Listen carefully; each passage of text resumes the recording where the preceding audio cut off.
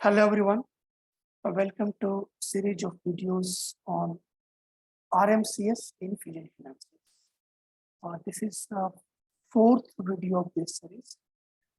Up to last video, we discussed about a 5-step model suggested in IFRS 50. We went through one example so that we can understand certain terminologies used in RMCS. Now, let us proceed further. Now, since we completed the conceptual part, now we will focus more on the RMCS application, where we are going to create, or rather import a contract, do the performance obligations, billing, and respective accountings according to IFRS. And how RMCS helps us to do that, those things we are going to discuss. Parallelly, we will touch upon the respective setups also. It will be difficult to cover all the setups, but whatever I explain, the related setup, I will be touching upon. So let us proceed. So we are going to, let us take one example. It is same kind of example what we discussed earlier in the previous video, but little bit of difference we have in the example, which we are going to use for the demonstration purpose in application. The difference is, in the example what we took only one item. That means we took the product as air conditioner. Later I thought that if I take the same example, I will be able to demonstrate the contract identification rule, but I will not be able to demonstrate the PO identification rule, performance obligation identification rule. So that's why I have done a bit of change in the example. Now, the air conditioner, the product what we used in our example, I split that into two parts. So when we talk about the air condition, as we know that there are two different units, external unit and internal unit. Again, this is just an example to understand RMCS features. In fact, delivering the air conditioner is not at all, is not a very much suitable example for RMCS, because RMCS is basically suited for long-term contract. Whereas in case of air conditioner, like buying, selling and receiving money happens almost same time. But just this can have a wider understanding. That's why I'm taking this example. But it may happen that whenever a company organization sells some item, the main item can consist of multiple parts, and those parts may be shipped from different places. In this case, let us say we are buying an air conditioner. Customer is bothered for the air conditioner, but it may happen that external unit is coming from one place, and internal unit is sent from another place to customer side. Okay, so but both gets clubbed into one item, that is AC. That's why I'm splitting the AC into two parts. And I told you the purpose so that I can explain the PO identification too. So the example is not like this, that customer has placed order for account AC. Obviously, organization internally splits that into two parts, external unit, internal unit, and then installation. This is one order. Assume same customer place another order, but for its different locations. Okay. Now it may happen many a point of times. What happens that same item is priced differently to different customers or different locations. Same customer but different location. It may happen. It all depends. The price will depend on different dimensions. For an example, if the item is for a government sector, price may be different. If item is for NGO, price may be different. Now, when I say price, means standard SSP, a standalone selling price. To explain that, I am taking, so this is one order, same kind of order I'm taking in the same contract, but here I'm saying that the price on which it depends is different. Like here, customer is located in north region, but the kind of business they're involved into, it's normal kind of business. But here it is government, the pricing dimension based on which the price will be determined is customer location is north, but it's a government kind of purchase. It's just an example. You can put different kind of pricing dimension structure. Just to explain you, I'm just taking this example. And this order has this item. In the same contract, I have another order which contains this item. Okay. Items are same, prices are different. SSP is different. See, for the AC, for the normal customer, we are charging 20,000 SSP, but for the government sector, it's charged 25,000. Installation for the normal charges, the normal customer is 1,000, but for government, it is 2,000. Just let us take this example. Okay. So this is the SS. And then we have transaction price. This is the actual selling price. And based on the things what I explained earlier, how the transaction price is allocated, the same calculation I have done here. So allocated transaction price is like this. So revenue will be, though I'm selling the items according to this split, but revenue will be recognized with this amount according to the transaction price allocation as per IFRS guideline. And how it is done, that I've explained in my, I think in the first video. How the allocation of TP is done, that I've already explained in my first video. So this is the example we are going to take. Now let us go to application part. Okay. Now to load this data into system, we have to, it's FBDI. To load all the data to RMCS is done through FBDI. So we have two FBDIs. One is for to load the revenue data, and another one is to load the billing data.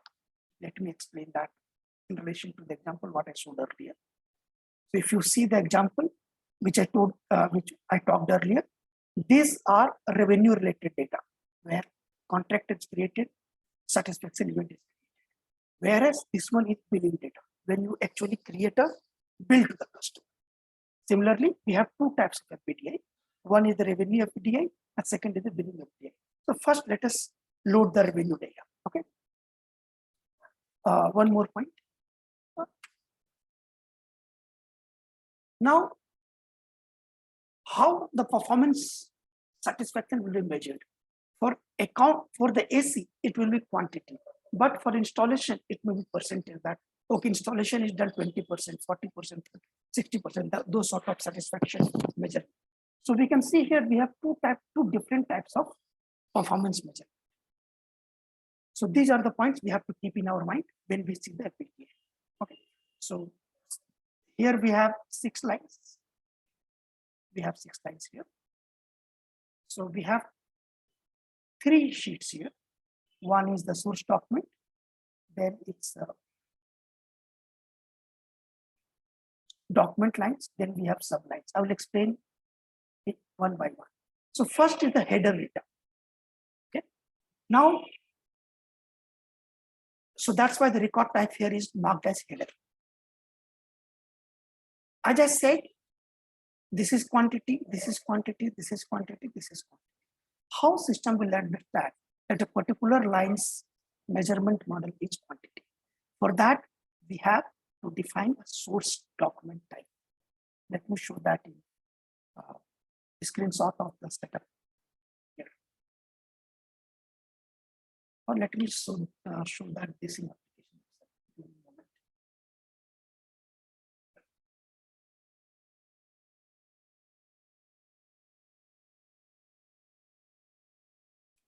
So we go to setup and maintenance.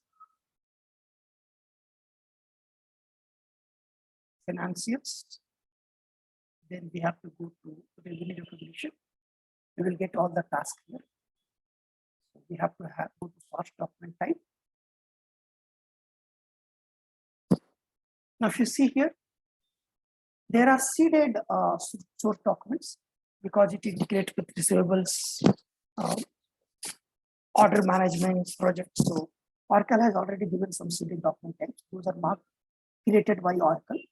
The one which we create, because since we are integrating to a custom application, so I've created my own document types. So I have created 3 document types. You see this percentage, so satisfaction measurement model is attached by percentage. So whenever I import a data with this document type, system will understand that for this line, we have a percentage-based satisfaction model. We have quantity-based satisfaction model. I hope this is clear, this particular setup. So that is what here. So we have 4 lines with the quantity-based. 1, 2, 3, 4. So we have 4 lines here. All are header type. Now this one is unique identification in the source application.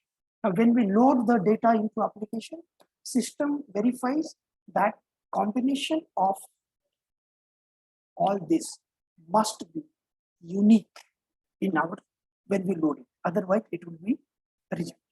You see here, I have given a unique number here. So this I keep on incrementing whenever I upload the data. From which data you are uploading the data? That we have to define a source system as a SPOC. I hope you know the SPOC. Whenever we define any external system, we define the system in Oracle applications. That's the source name. This is the source name of the external application. For which date this billing is done. Assume I'm changing the data this to, let us say 10th of February. Or okay, let us say 10th of February.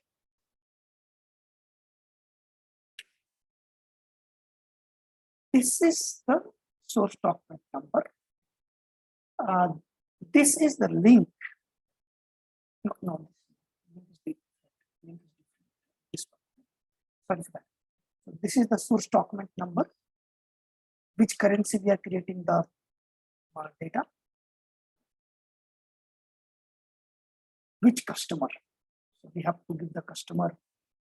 We have, these are the identifiers for the customer.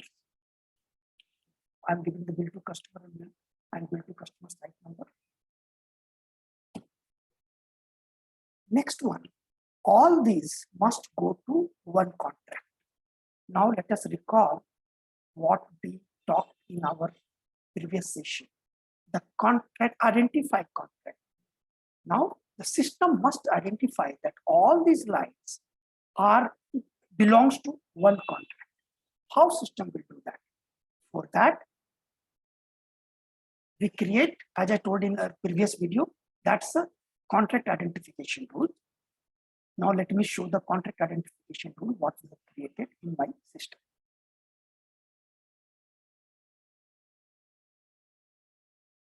The contract identification rule is the rule which we configure so that it can, so that system can understand that these lines, like line number 1, 2, 3, 4, these belongs to one contract.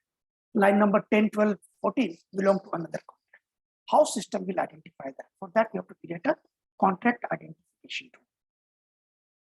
Now here, I give the identifiers. So one thing is that if we say that whenever I send a data with this document type, system will check. I say that if bill to customer and the extensible header number attribute 10, this is nothing else but kind of DFS. So this is the grouping rule. So for the period also I've given the same identifier.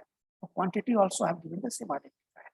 So based on this, what this says that for these source document types, if value for this and this is same, club down those into one contract. So if you see here,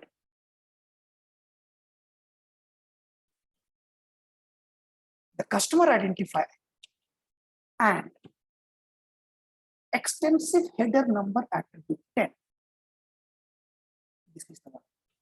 That's a configurable. You can give any other things also here. I have configured extensive header number attribute 10. If this is same, it will go to one contract. So that's what the contract identification rule is. So I have given the same number for all the 6 lines. So this is about the header data. Now let us go to the line data. Record type is line. source document type remains as it is. This is the unique identifier for the source line. This here, this one was the unique identifier for the header line. This is unique identifier for the line date.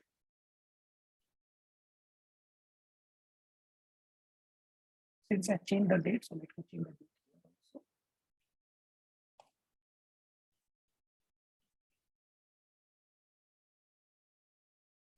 Now, how system will know that this line belongs to which header data?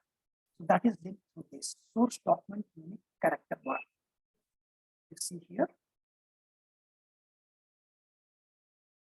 This one is mapped to this field. So that's how system links. This line data gets linked to this. It may happen that this header data has multiple lines. So in that case, there will be two lines with the same value for this particular field. That is how system will identify that the one header data has these two line data. Unit of measurement, quantity, the selling price.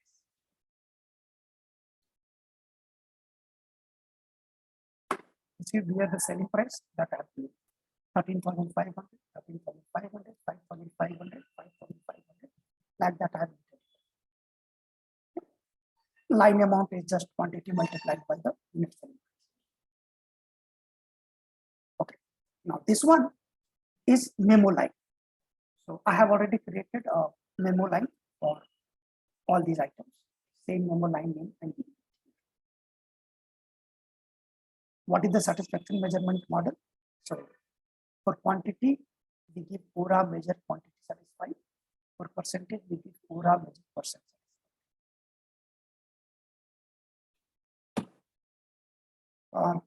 This is the first line. So it says, is it original line? I say yes.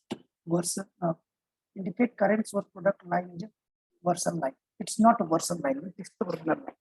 That's what I see here. There are many fields. I'm just explaining you things which are relevant to us. So these are the same between the customer. Now coming to this part, what is this? This is the pricing dimension. Let me show you that. So in this example, what I am doing, I have configured that I determine my price based on the region and the customer type. Okay, so that's what I have done here.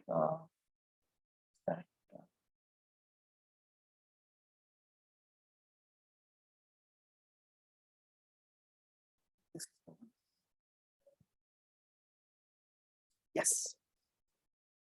So I say for the percentage, customer region, customer type, where I will give the value in attribute 1, attribute 2. That's what I'm doing here. Attribute 1, attribute 2. So this is the mapping to the kind of DFM. Where do I give the price for this? We create a selling process profile, SSP profile.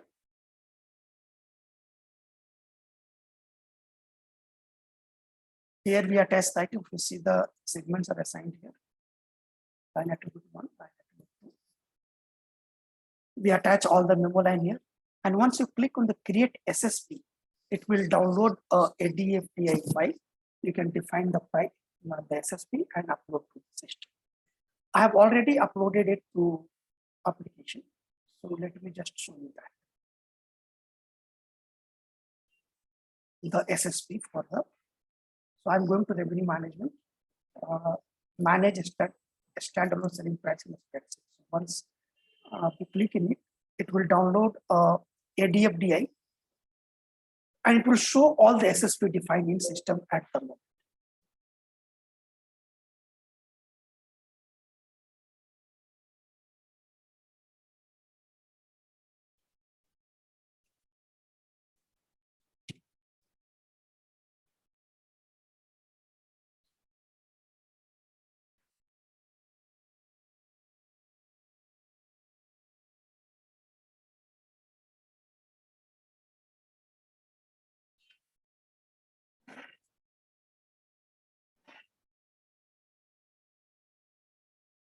If you see here, these are the prices which I've uploaded.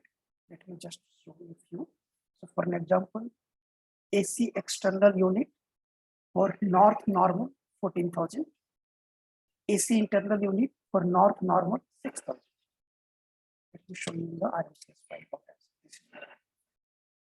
For north government 17,000 and 8,000. For north government, these are 70,000.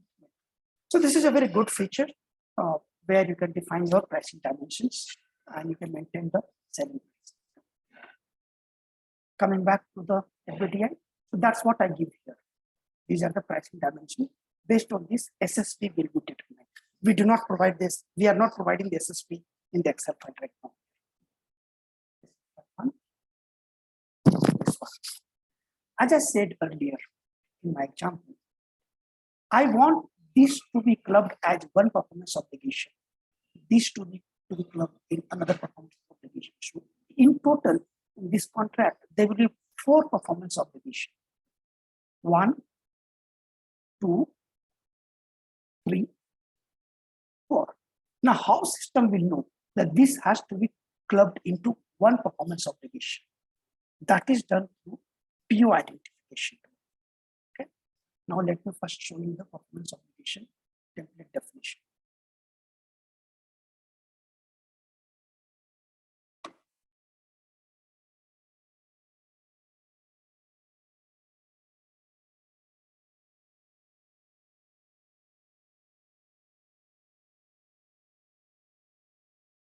So here I say, so this is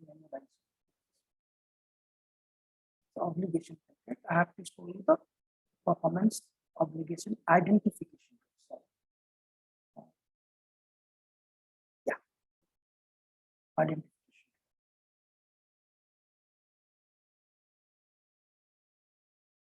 If you see here, I'm giving this one a line character attribute tag. So all the lines which had the same value for this will be clubbed into one performance obligation. So if you see here, these two has same value for this one. So this will be clubbed into one PO. This two have same. So this will be clubbed into one PO. These are different. It will be different. That is it as far as this one is concerned. The PO obligation, the data is concerned for this. Okay. Now, this one is contract. This is the satisfaction measurement. So let me not upload this at the moment. Okay, I will just delete it. First, let me only. I'm not. So this sheet is used to upload the performance obligation satisfaction. So assume that when I create the contract for the first time, nothing is satisfied. Okay. So let us first see that. So once you create the data, yeah, okay, I'm good. Click on generate that file, save the zip file.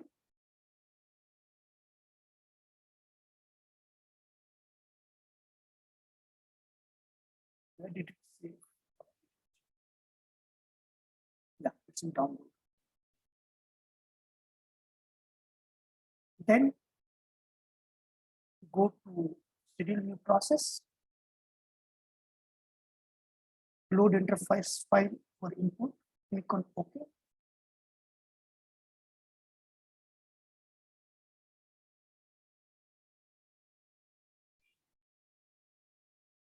Import process,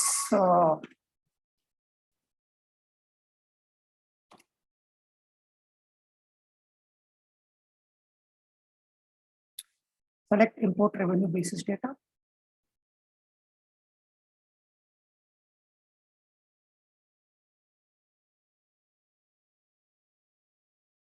This is the file which I created. Click on OK.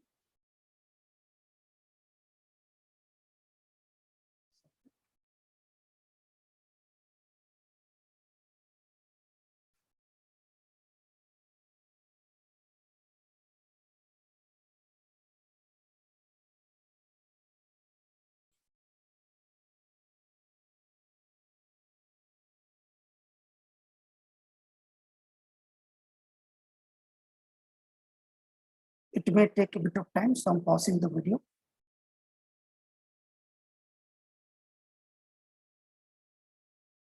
It's completed, succeeded, the data is loaded.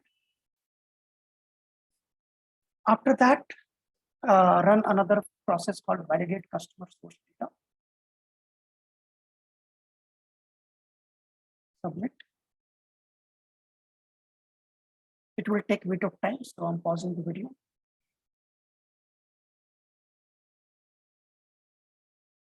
So this validate customer contract source data succeeded. Next step.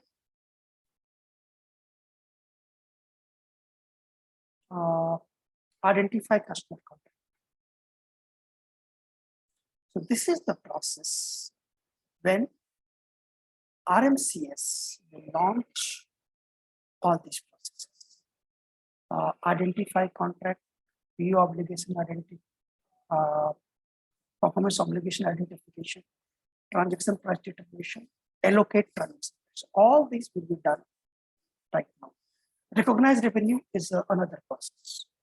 Okay. So let me summarize. Identify customer contract process will do the 4 steps of IFRS 15 mentioned here.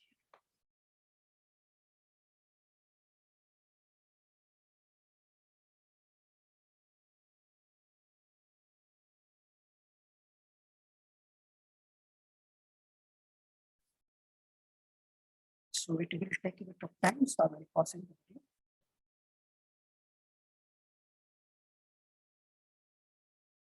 So this process completed. Succeeded. So let us go to application. And now contract must have been created. The contract PO contract must have been created. Performance obligation must have been created. Transaction price must have been identified, and transaction price must have been allocated. So all these steps might have been done by now. What I said is all these processes. Date was 10th of February.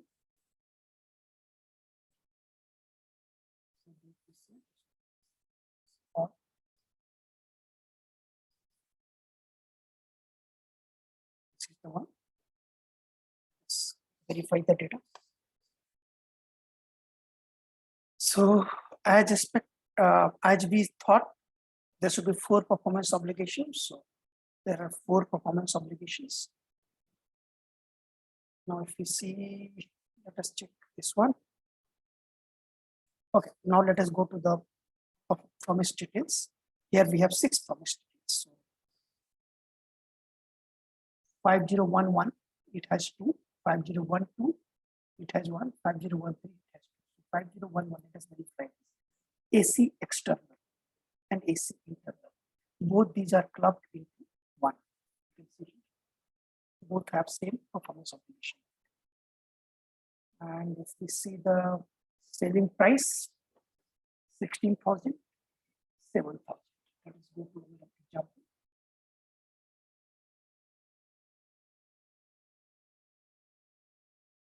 I think, yeah,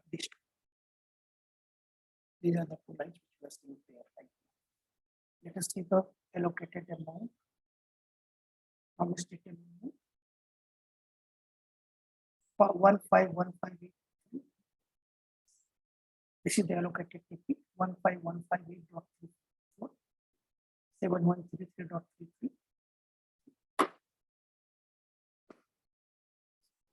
Now we had 1 installation because of 0 amount, 0 selling price. Allocated TP is 891.66. 891.66. So we can see it got created according to the data what we have set, and pricing dimension also. Price. Yeah, the pricing dimension. Not normal, not government. Whatever we give the data, it got converted.